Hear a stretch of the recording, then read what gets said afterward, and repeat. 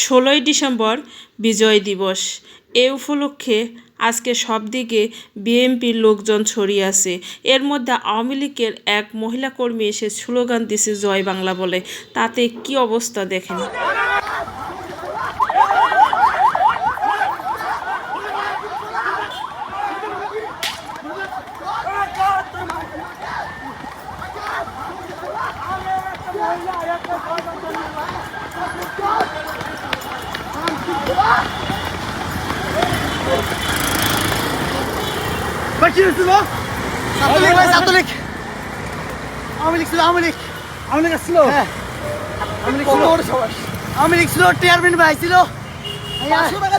পাঁচশো টাকা বলে দিছে আর বলে ঢুকছে ঢুকে সব বাংলা কয়।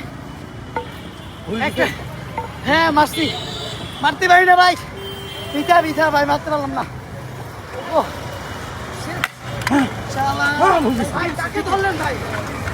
আওয়ামী লীগের লোক মানে 500 টাকার বিনিময়ে আসতে বলে আসতে এসে জয় বাংলা করছিল।